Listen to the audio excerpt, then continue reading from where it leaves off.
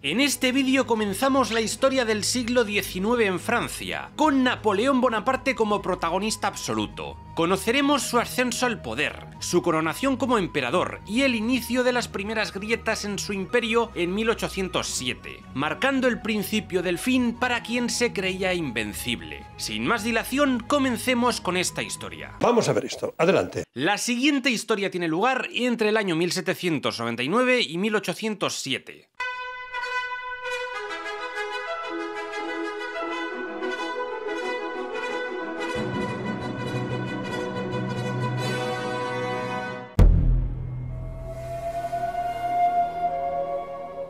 Tras el desmadre del Directorio, Napoleón Bonaparte y sus tropas tomaron las riendas de Francia con un chapucero golpe de estado, el famoso golpe del 18 de Brumario. Aunque oficialmente la excusa era proteger a la Primera República, muchos ven este momento como el fin de la Revolución Francesa, porque Napoleón decidió concentrar el poder en sus manos, como si estuviera preparando un regreso encubierto del absolutismo. Eso sí, su régimen no iba a complacer ni a los jacobinos ni a los monárquicos, sino que pretendía ser algo neutral, alejado de extremismos. El 24 de diciembre de 1799 se promulgó la Constitución del año 8. Fue obra de Pierre Dunoux y se redactó de forma corta, rápida y confusa, y muy conveniente para Napoleón. Básicamente esta constitución eliminó cualquier idea de derechos ciudadanos, soberanía nacional o sufragio universal. Lo único que dejó claro fue que la República Francesa era una e indivisible, y de paso que Napoleón Bonaparte era el fucking owner que mandaba aquí. ¿Y cómo funcionaba este consulado?, os preguntaréis. Pues el poder ejecutivo recaía en 3 cónsules, elegidos cada 10 años. Uno de ellos era Napoleón, y con apenas 30 años tenía el máximo poder, mientras que los otros 2 solo tenían un poder consultivo. Estos 2 cónsules floreros fueron Sieyes y Ducos, hasta el 12 de diciembre de 1799, cuando fueron reemplazados por Jean-Jacques Regis de Cambaceres, un abogado que había formado parte del Comité de Salvación Pública, y Charles-François Lebrun, un monárquico moderado quien estuvo al cargo de las finanzas de la República. Talleyrand se ocupaba de los asuntos exteriores, mientras que Fouché sería el jefe de policía y de espionaje, y Berthier ministro de guerra.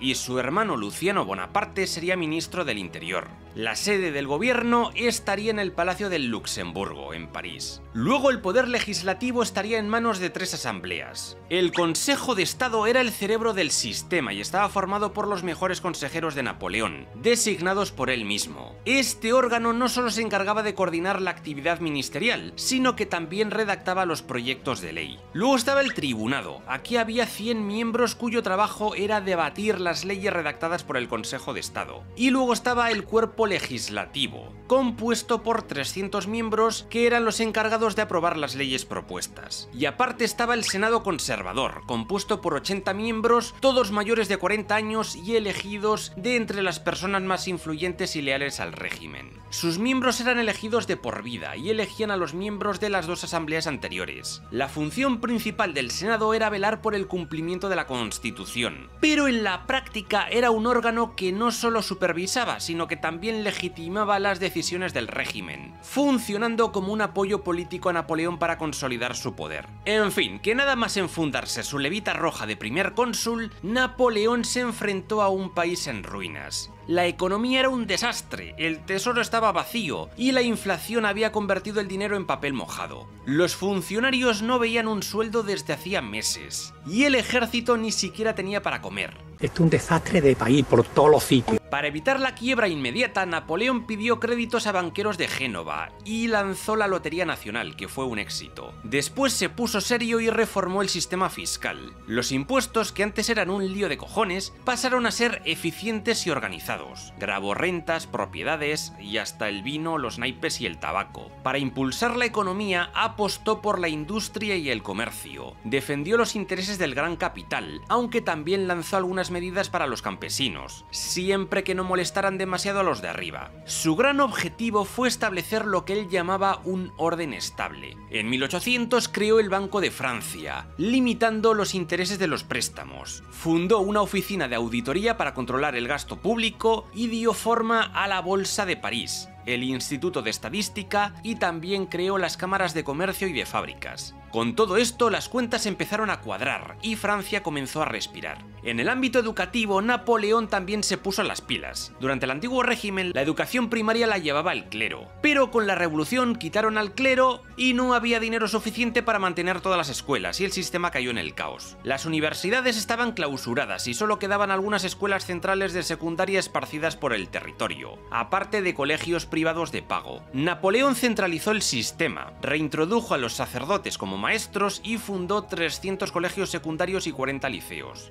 También reabrió universidades como la Sorbona y otras provinciales, unificando la enseñanza con el francés como idioma oficial. Otro hito importante fue la llegada del sistema métrico decimal, que terminó con el caos de medidas locales que variaban de un pueblo a otro. Con el metro y el kilogramo como estándar, recaudar impuestos y medir la producción se volvió mucho más sencillo. Además, Napoleón mandó construir carreteras nuevas, modernizar el alcantarillado y crear la Legión de Honor, una nueva distinción que premiaba méritos civiles y militares, sustituyendo a las antiguas órdenes de caballería. Por último, Napoleón también le metió mano a la prensa. Le Moniteur Universel se convirtió en el periódico oficial del régimen, y tras eso, en enero de 1800, cerró 160 periódicos y dejó solo 13, asegurándose de que nadie criticara demasiado sus movimientos. Para que luego digan que la profesión de periodista no es de alto riesgo. Ahora toca recordar que, durante la estancia de Napoleón en Egipto, los austríacos aprovecharon para recuperar gran parte de Italia. Esto era algo que Napoleón no iba a dejar pasar, así que en la primavera de 1800 puso en marcha un plan maestro para recuperar lo perdido. Por un lado, las tropas del general Moreau salieron de Dijon rumbo al corazón de Alemania, en dirección a Baviera, para distraer a los austríacos y desviar su atención. Y mientras tanto, Napoleón, con un ejército bien equipado, tomó una ruta más peligrosa pero también inesperada. Cruzó los Alpes a través del Gran Paso de San Bernardo, en mayo. Fue una odisea épica, con sus soldados enfrentándose a la nieve, ventiscas y avalanchas, y empujando cañones por senderos estrechos. Por el camino, Napoleón lideró el asedio del Fuerte Bard, defendido ferozmente por tropas austrosaboyanas. Aunque el avance fue más lento de lo esperado, consiguió tomar el fuerte tras una dura batalla. Tras eso terminó de cruzar los Alpes y entró en Lombardía, tomando completamente por sorpresa la retaguardia austriaca. El golpe de efecto fue posible gracias a una mezcla de astucia y desinformación. Napoleón había estado lanzando informaciones falsas para distraer a los mandos austriacos, haciéndoles creer que su ejército marchaba en otra dirección. Así, mientras los austriacos miraban al norte, Bonaparte llegó al corazón de Italia, dispuesto a recuperar el control de la región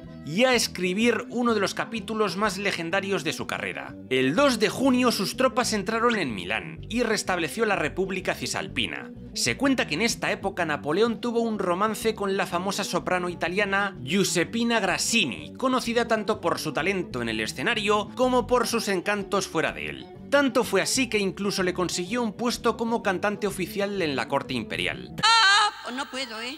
El 14 de junio de 1800 tuvo lugar la batalla de Marengo. Fue una batalla en la que Napoleón estuvo a un pelo de ser derrotado miserablemente, pero terminó saliendo como un héroe. La campaña por Italia iba bien, pero no contaba con que el ejército austriaco, comandado por el general Michael von Melas, llegaría con una fuerza que le doblaba en número y que le tomaría desprevenido cerca de la ciudad de Alessandría. Por la mañana, los franceses estaban siendo barridos del campo de batalla y Napoleón estaba a punto de anunciar la retirada. Pero cuando todo parecía perdido, llegó de forma milagrosa, en plan Deus ex machina, la caballería de Louis Desaix, uno de los generales de confianza de Napoleón. Desaix, en un acto heroico y también suicida, porque murió en el proceso, lideró un contraataque que desorientó a los austriacos. Luego, una carga decisiva del general Kellermann acabó por desmoronar las líneas enemigas en Marengo. Al final, lo que parecía ser una derrota humillante se transformó en una victoria épica. Los austriacos, tras los golpes que estaban recibiendo, no tardaron en darse cuenta de que la cosa pintaba muy mal para ellos, así que intentaron pedir la paz. Pero claro, las negociaciones fueron un desastre monumental. Resulta que Austria y Gran Bretaña estaban aliadas, y por los tratados entre ambas, los austriacos no podían reconocer los territorios conquistados por Francia.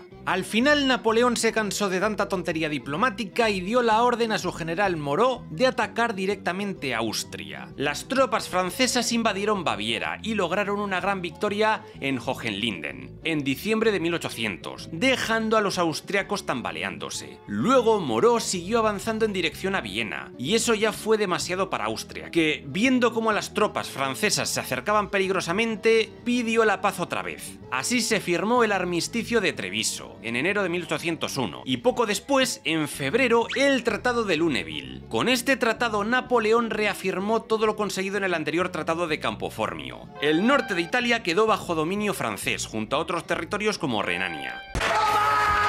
Unos días después, el 17 de diciembre de 1800, en París, se produjo un atentado contra Napoleón, conocido como el atentado de la máquina infernal. El objetivo era asesinar al primer cónsul mientras se dirigía a la ópera, acompañado de Josefina, su hija Hortense, su hermana Carolina y su cuñado Joaquín Murat. Un grupo de realistas, respaldados por Luis XVIII desde su exilio y con el apoyo británico, colocó un barril lleno de pólvora, la máquina infernal, en el camino. Sin embargo, la mecha se retrasó y Napoleón logró salir ileso.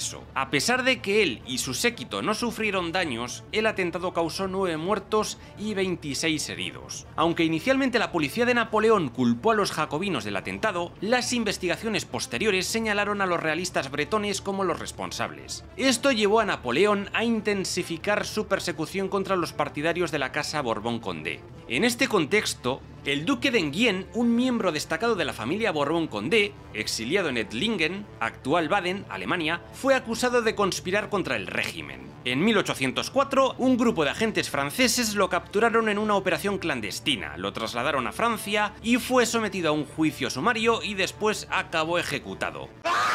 En ese año de 1800 también ocurrió algo importante, el segundo Tratado de San Ildefonso, firmado en octubre de 1800 entre Francia y España, y esto marcó un punto clave en la política internacional de Napoleón. En este acuerdo, la España borbónica devolvió el territorio de Luisiana a Francia, que había cedido en 1763 tras la Guerra de los 7 Años. Este vasto territorio, que abarcaba gran parte del centro de Norteamérica, fue recuperado por Napoleón con la idea de usarlo como base estratégica para reforzar su presencia en el continente americano.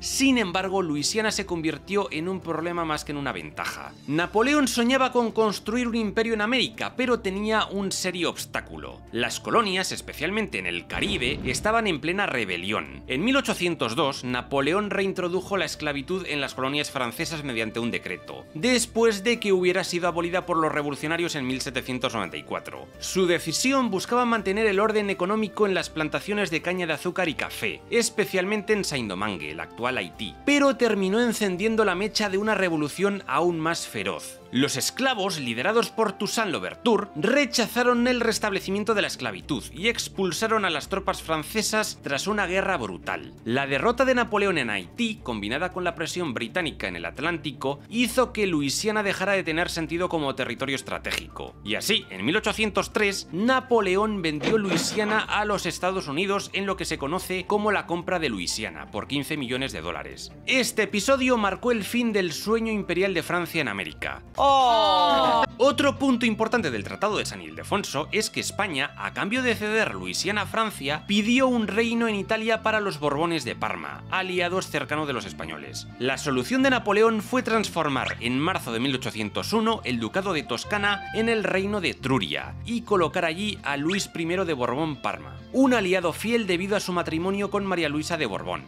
hermana del rey de España. El gran duque Fernando III de Toscana, aunque no quedó precisamente feliz con esta decisión, no tuvo muchas opciones. En 1801, el Tratado de Lunéville consolidó los términos. Austria aceptó irse de la Toscana y Fernando III fue compensado con el electorado de Salzburgo, en Alemania. Eso sí, en Etruria, Luis I murió al poco tiempo y su hijo Carlos Luis, todavía un niño, lo sucedió, con su madre María Luisa como regente. Por otro lado, Napoleón también puso el ojo en el reino de Piamonte-Cerdeña, al que terminó anexionándose por completo. Lo reorganizó como la República Subalpina, dotándola de una constitución inspirada en el modelo francés. Y esto no dejó muy contento a Carlos Manuel IV, el rey de Piamonte-Cerdeña, quien abdicó en su hermano Víctor Manuel I, que intentó recuperar los territorios del reino, sin éxito. Poco después, las repúblicas del norte de Italia se fusionaron en la República Italiana, consolidando la influencia francesa en toda la región. Y finalmente llegaron malas noticias, pero esta vez de Egipto. Tras la retirada de Napoleón de Egipto en 1799, dejando a sus tropas ahí tiradas, el mando quedó en manos del general Jean-Baptiste Kleber. El pobre Kleber no solo heredó un ejército desmoralizado, sino también la misión imposible de mantener el control en un país en plena revuelta. A pesar de todo y contra todo pronóstico, logró derrotar a los otomanos en la batalla de Heliópolis en 1800. Pero mantener el dominio en Egipto era muy jodido. Entre los levantamientos locales, las traiciones y la falta de recursos, la situación fue de mal en peor. Finalmente, la resistencia de Kleber terminó de forma trágica cuando fue asesinado por un estudiante sirio en junio de 1800. Con su muerte, el sueño de Napoleón de un Egipto francés se desmoronó.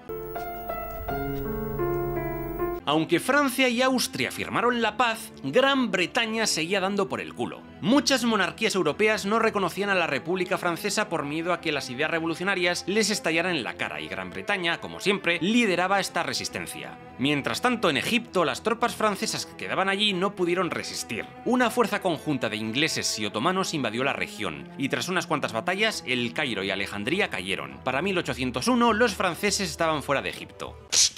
¡A tu casa! Por si esto no fuera suficiente, Gran Bretaña intensificó su presión con bloqueos marítimos, lo que cabreó a Prusia, Rusia, Dinamarca, Noruega y Suecia, cuyos barcos mercantes neutrales sufrían las consecuencias. Estos países formaron una coalición contra los británicos, y de aquí destaca la famosa primera batalla de Copenhague. El almirante británico Hyde Parker ordenó atacar a la flota danesa y noruega anclada en la ciudad. Sin embargo, lo más recordado de esta batalla es la desobediencia de Horatio Nelson, quien, cuando le pidieron retirarse, se hizo el loco y se dedicó a destruir barcos como si no hubiera un mañana. Sin embargo, los británicos no lograron un control total de Copenhague y no pudieron destruir completamente la capacidad defensiva danesa. Eso sí, la intervención fue suficiente para romper la coalición, especialmente después de la muerte del zar Pablo I de Rusia, un gran defensor de esta liga. El sucesor, Alejandro I, buscó una política más conciliadora con Gran Bretaña, lo que marcó el fin de la alianza. Y seguiremos siendo súper buenos amigos toda la vida, seguro.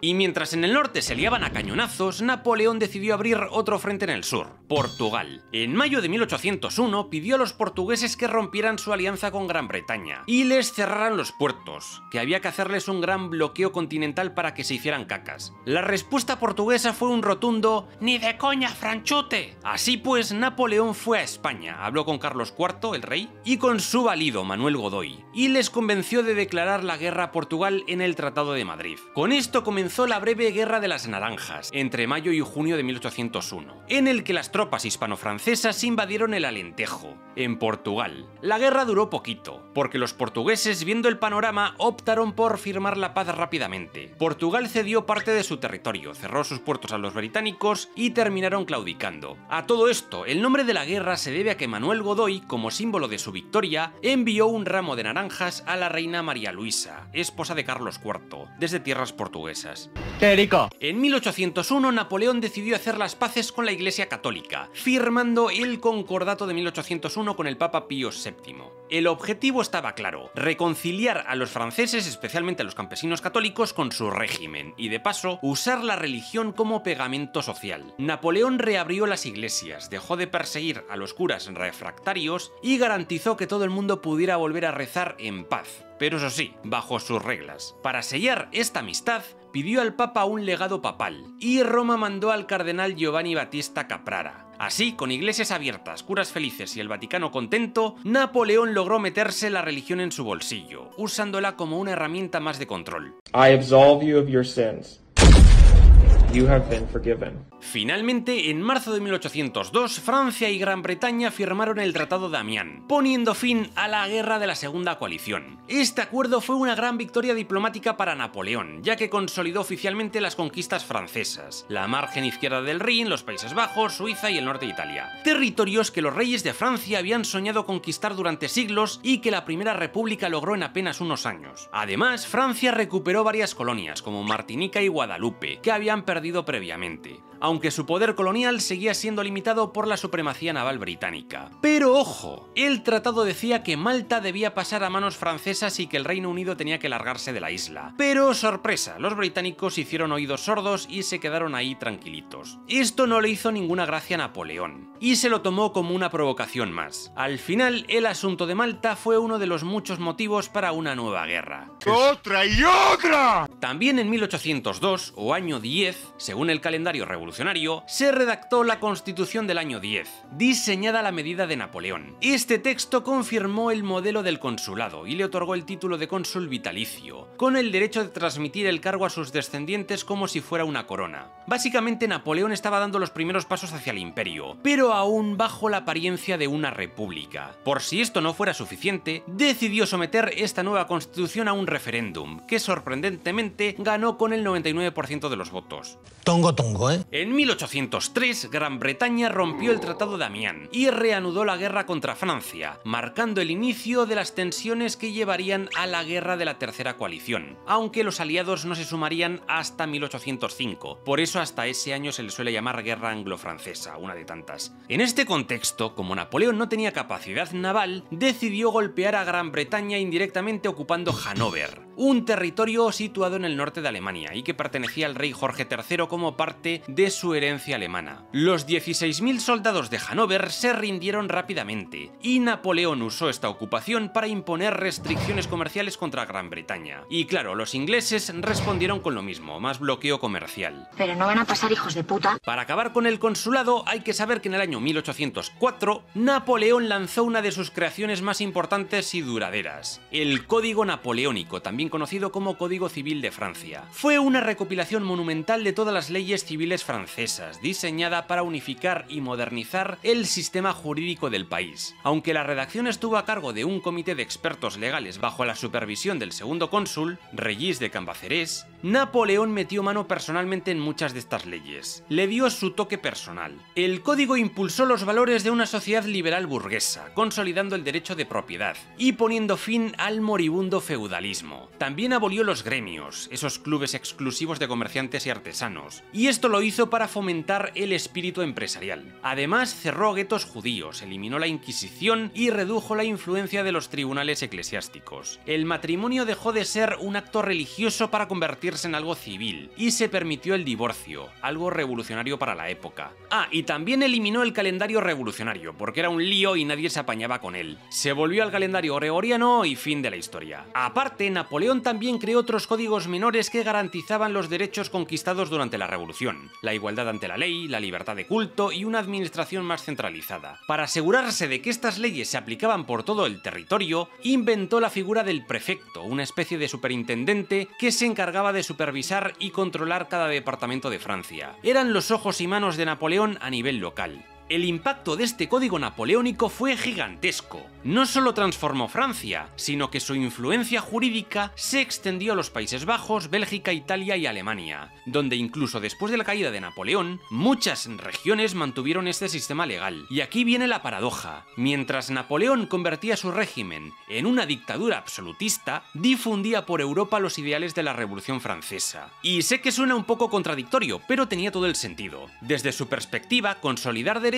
como la igualdad legal o el derecho a la propiedad privada era clave para destruir el viejo orden feudal, donde las leyes variaban según las regiones o las clases sociales. Esto le permitía gobernar un sistema unificado y predecible. Es decir, que usaba los logros revolucionarios para reformar y controlar de manera más efectiva los territorios bajo su dominio. Al mismo tiempo, el código aseguraba derechos básicos a la población, como la libertad de culto, lo que contribuía a pacificar a la sociedad y ganarse el apoyo de la burguesía y los campesinos propietarios, quienes formaban la base de su poder. Capitalismo, ahorro y trabajo duro, no hay otra cosa. Como ya digo, Napoleón estaba decidido a consolidar su poder, y fue su astuto ministro Talleyrand quien le dio una idea brillante: transformar el consulado vitalicio en un imperio hereditario. Total, apenas ya había diferencia. Esto no se presentó como una vuelta a la monarquía absoluta, sino como una evolución natural del sistema republicano, basada en la necesidad de estabilidad política y continuidad del régimen, aunque en la práctica sí que era como una monarquía de toda la vida. Napoleón no tardó en convertir esta sugerencia en realidad a través de un plebiscito algo amañado. Así, el 18 de mayo de 1804 se proclamó oficialmente el primer imperio francés, nombrando a Napoleón como emperador de los franceses. Esto se hizo con la promulgación de la Constitución del año 12. La coronación, uno de los actos más famosos de su vida, tuvo lugar el 2 de diciembre de 1804, en la imponente Catedral de Notre Notre Dame de París, con la asistencia del mismísimo Papa Pío VII.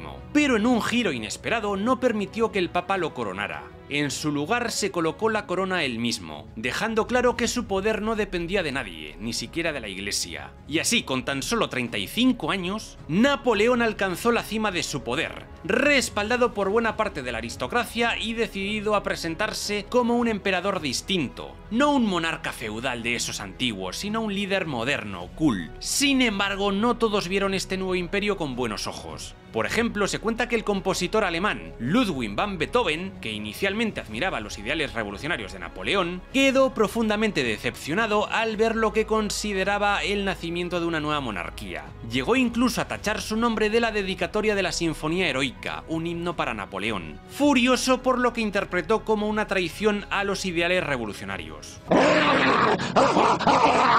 Por cierto, si te gusta la historia y este tipo de vídeos, no olvides suscribirte a este canal, pero eso es otra historia, y dale a la campanita para que YouTube te avise de todos los nuevos vídeos. Otra forma de estar pendiente de las novedades es seguirme en mis redes sociales, como Twitter o Instagram, o seguirme en mi grupo de WhatsApp, cuyo enlace dejaré en el comentario fijado. Ahí también en el comentario fijado encontrarás todas las listas de reproducción del canal, aunque también puedes encontrar todo el contenido bien ordenado en la web historypedia.org. En este canal estoy intentando resumir toda la historia de la humanidad de principio a fin. Si quieres apoyar este proyecto, puedes hacerlo a través de mi Patreon. Y si te gustan las novelas de aventura, te invito a leer mi trilogía de Adrosaurópolis, cuyas 2 primeras entregas ya están disponibles en Amazon. En este vídeo de aquí explico de qué va, pero si te gustan cosas como Jurassic Park o Indiana Jones, te va a flipar.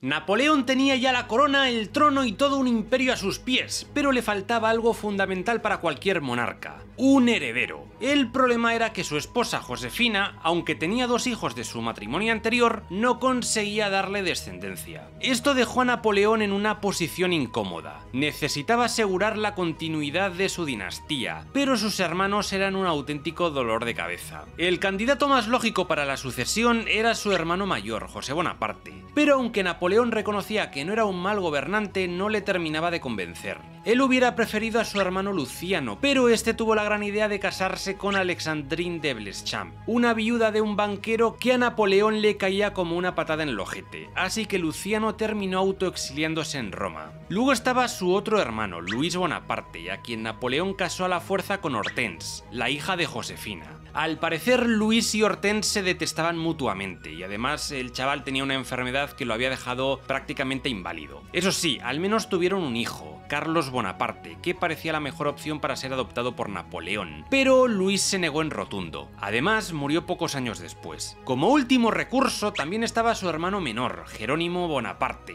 pero Napoleón no lo soportaba porque se había casado con una dama estadounidense sin su permiso. Con este panorama, la única opción que le quedaba era el hijo veinteañero de Josefina, Eugène de Beauharnais, aunque tampoco era la solución ideal. Con su nuevo estatus imperial, Napoleón también decidió mejorar su lugar de residencia. Cambió el lóbrego Palacio de las Tullerías por el Castillo de Saint-Cloud, y más tarde optó por el Palacio de Fontainebleau, más cómodo y más elegante.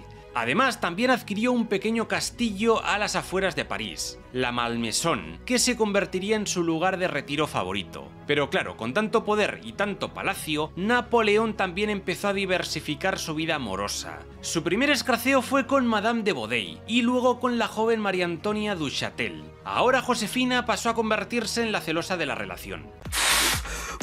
Después de un periodo de paz relativo, tenemos que retomar la guerra de la Tercera Coalición. Napoleón sabía que los ingleses nunca le iban a dejar en paz, siempre iban a estar tocándole los huevos con sus molestos bloqueos comerciales. Él soñaba con una gran invasión a Gran Bretaña, pero claro, no era tarea fácil. En 1805 los británicos lograron formar un nuevo bloqueo antinapoleónico junto a Rusia, Suecia, Austria y Nápoles, con la intención de hacerle retroceder a las fronteras de antes de la Revolución. Mientras tanto, Napoleón intentó convencer a Rusia y Prusia para que se unieran a él, pero no tuvo mucho éxito. Como invadir Inglaterra sin una flota potente era imposible para Francia, Napoleón pidió ayuda a España, que por aquel entonces seguía cabreada con los ingleses y estaba dispuesta a echar una mano a Napoleón. Como siempre, el enemigo de mi enemigo es mi amigo. Así que la flota franco-española zarpó en agosto de 1805 bajo el mando del almirante Villeneuve. Y aquí empezó el desastre. La primera gran pifia fue la batalla del Cabo Finisterre, donde la flota fue machacada por los británicos bajo el mando del almirante Robert Calder. Villeneuve, en vez de seguir el plan y dirigirse al Canal de la Mancha, se acobardó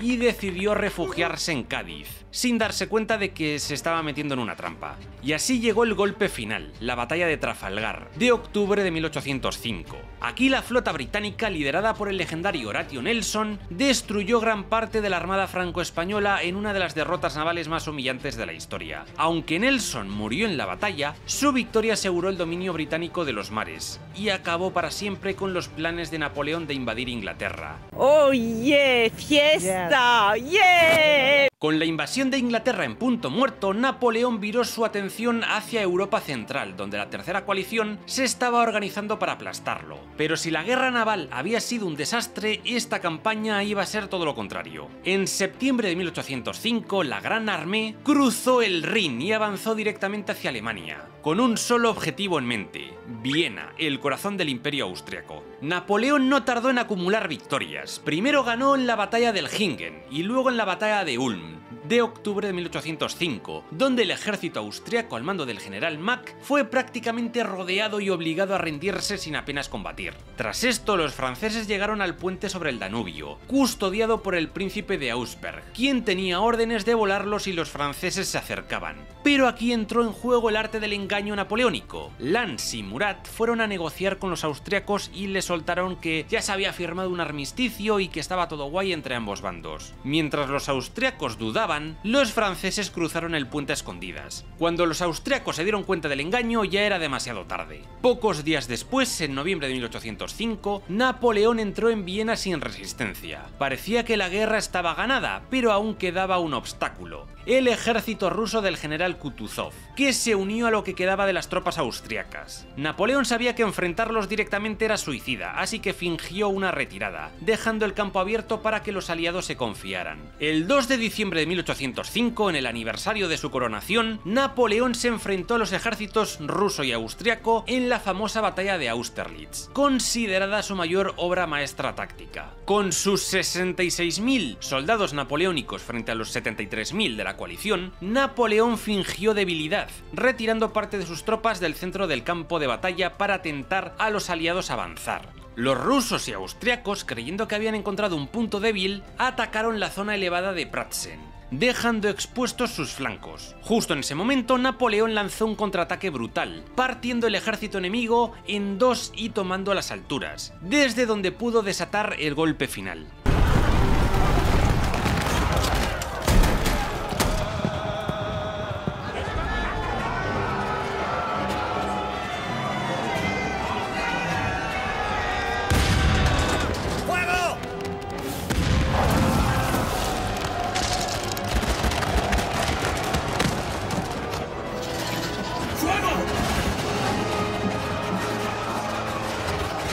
El caos se apoderó del bando de la coalición, y los rusos intentaron retirarse cruzando un lago helado. Napoleón, en un movimiento letal, ordenó disparar cañonazos al hielo, provocando que cientos de soldados cayeran al agua y murieran ahogados. El resultado de la batalla fue devastador. Mientras los franceses solo perdieron el 13% de sus efectivos, los aliados sufrieron 27.000 bajas y perdieron 180 cañones. Muy heavy, muy impresionante.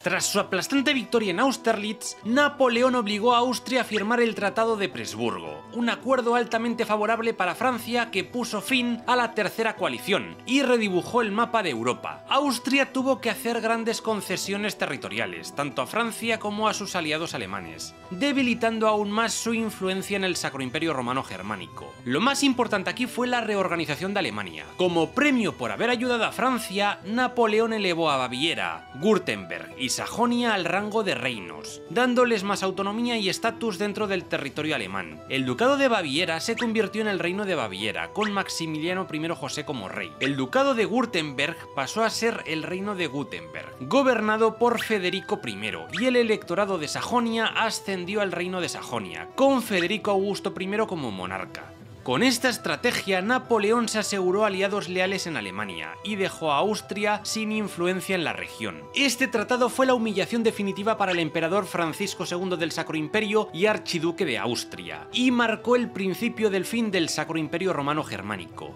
que desaparecería oficialmente al año siguiente. Y es que tras todo esto, el 12 de julio de 1806, Napoleón liquidó oficialmente el Sacro Imperio. En su lugar creó la Confederación del Rin, una alianza de estados alemanes bajo la protección francesa. Esta Confederación del Rin no solo consolidó el dominio de Napoleón en Alemania, sino que también sirvió como barrera contra Prusia y Austria, reduciendo el número de pequeños estados de más de 300 a menos de 50. Como ya dije, los estados más poderosos dentro de esta Confederación del Rin fueron Baviera, Württemberg, Sajonia, Baden y Hesse-Darmstadt. Napoleón nombró a su aliado Karl Theodor von Dalberg como príncipe primado, un título honorífico para dirigir esta confederación, pero en la práctica Napoleón era el verdadero jefe. Aunque su intención inicial era fortalecer su control sobre Europa Central, Napoleón, sin saberlo, plantó la semilla de la futura unificación de Alemania. Y luego también veremos que de Italia. Con todo esto, el emperador Francisco II de Habsburgo, viendo que su título de emperador del Sacro Imperio ya no tenía ningún sentido bajo la dominación napoleónica, abdicó de ese cargo el 6 de agosto de 1806 y se reinventó como Francisco I, emperador de Austria. Aunque bueno, este cargo de emperador de Austria ya se había creado 2 años antes como reacción a la coronación de Napoleón. Lo importante es que esto marcó la creación del Imperio Austriaco, que sería el nuevo bastión de los Habsburgo.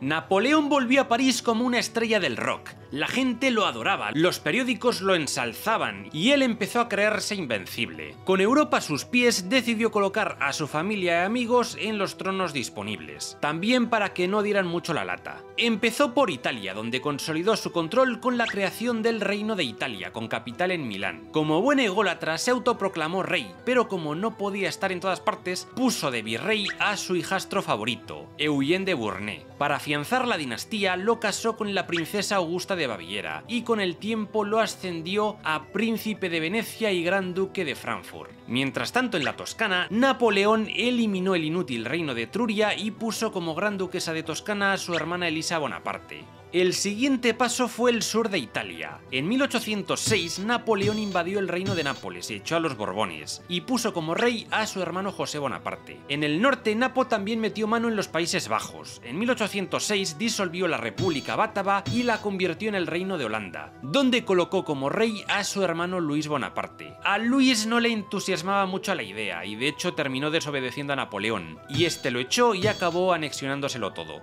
Por supuesto, el nepotismo napoleónico no se detuvo ahí. Sus hermanas también tuvieron gran parte del pastel. Paulina Bonaparte fue nombrada duquesa de Guastalla y Carolina Bonaparte, aparte de ser gran duquesa de Berg, terminaría reinando en Nápoles junto con su marido Murat, cuando José fue enviado a España. Eso lo veremos luego. ¿Y qué pasó con Luciano Bonaparte? Pues como se había casado sin permiso y no estaba a buenas con Napoleón, a este solo le dejó el título de príncipe de Canino en los estados pontificios. Pero su familia no fue la única que se benefició de su generosidad imperial. Napoleón repartió ducados y principados entre sus amigos y generales. Talleyrand, Fouché, Massena, Kellerman, Berthier y muchos otros recibieron territorios, títulos y riquezas, como recompensa por su lealtad. Con esto volvían a aparecer en escena títulos como duque, conde, príncipe y barones, que parecían olvidados desde el comienzo de la Revolución. La idea era simple. Todo el mundo le debía su posición a Napoleón, lo que significaba que le debían obediencia ciega. En esta sala, él es el puto jefe, el puto amo. Mientras tanto, en Inglaterra, el primer ministro William Pitt el Joven literalmente se murió del disgusto tras el fracaso de la Tercera Coalición. Con su muerte, el encargado de Asuntos Exteriores fue Charles James Fox, un tipo más pro-francés y amigo personal de Lafayette, lo que trajo un breve momento de distensión entre Francia y Gran Bretaña. Eso sí, murió 8 meses después, y luego ya volvieron los problemas. Una nueva guerra iba a comenzar, pero esta vez la Prusia del rey Federico Federico Guillermo III de Prusia fue la que inició el conflicto. ¿Por qué? Pues porque en la guerra anterior, cuando Austria y Rusia se estaban preparando para luchar contra Napoleón en la Tercera Coalición, Napoleón hizo un pacto secreto con Prusia. Si os mantenéis neutrales, os entrego Hannover como recompensa. Pero Napoleón no cumplió esto y el prusiano perdió la paciencia. El 8 de octubre de 1806 mandó un ultimátum a Napoleón. O me das Hannover o me lío a tiros. La respuesta de Napoleón fue simple y directa.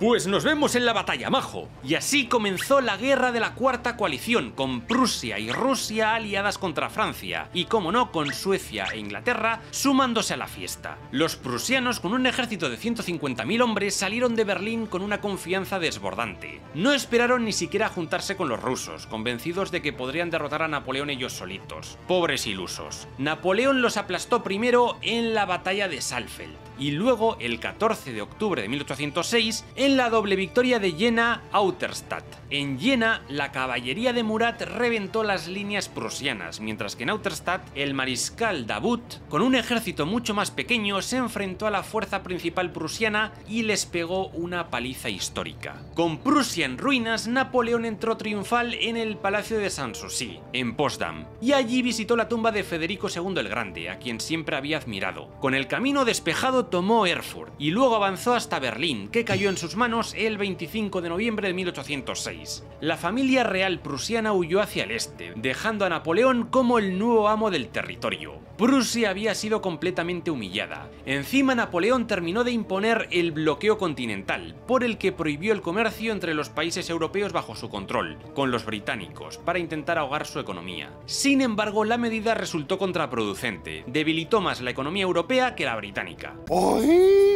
En fin, con Prusia fuera de combate, Napoleón tenía ahora un objetivo claro: Rusia, cuyo ejército, liderado por el zar Alejandro I, avanzaba desde el este. El encuentro no tardó en llegar, y el 26 de diciembre de 1806, ambas fuerzas se encontraron en la batalla de Pulstuk. Fue un combate sangriento y brutal, con grandes pérdidas en ambos bandos, pero los rusos se retiraron sin ser completamente derrotados. Napoleón no consiguió la victoria decisiva que esperaba, pero el enemigo se había echado atrás, lo que le permitió avanzar y reorganizar sus tropas. El invierno llegó y Napoleón instaló su ejército en Varsovia, una ciudad que hasta entonces había estado bajo dominio prusiano tras las particiones de Polonia. Esto es algo que ocurrió tiempo atrás. Polonia se había repartido entre Prusia, Rusia y Austria. Pero bueno, en Varsovia ocurrió algo clave en su vida personal. Mientras estaba en la ciudad, Napoleón recibió una carta de Fouché, su ministro de policía, quien le reveló un secreto sorprendente. Napoleón había tenido un hijo ilegítimo con una de sus amantes, Carlos León Bonaparte. Esto significaba que él no era estéril, como Josefina le había hecho creer, lo que lo enfureció aún más y reforzó su deseo de tener un heredero legítimo. Pero justo en ese momento apareció en escena María Waleska, una joven condesa polaca casada con el conde Anastasio Waleski, pero solo por conveniencia económica. María se enamoró profundamente de Napoleón, no solo como hombre, sino como el líder que podría devolver la independencia a Polonia, un país que, como ya dije, había sido repartido entre Rusia, Prusia y Austria. Lo que empezó como una relación política terminó en un romance breve pero intenso, y hasta en 1810 tendrían un hijo juntos, Alexandre. Napoleón esperaba pasar un invierno tranquilo en Varsovia, calentito y sin sobresaltos. Pero en febrero de 1807 los rusos decidieron que era el momento perfecto para volver al ataque. Como respuesta, la gran armée de Napoleón salió a su encuentro, pero las cosas se salieron un poquito de madre. La batalla de Eylau fue básicamente una carnicería en la nieve entre el ejército francés de Napoleón y los rusos de Bennigsen, con los prusianos metiéndose por el medio. Se combatió en medio de una tormenta de nieve, lo que dificultó la visibilidad. La batalla terminó en un empate sangriento, con más de 40.000 muertos y heridos. Fue una batalla muy sangrienta y una parte ocurrió en un cementerio, lo que le agregó un toque aún más macabro.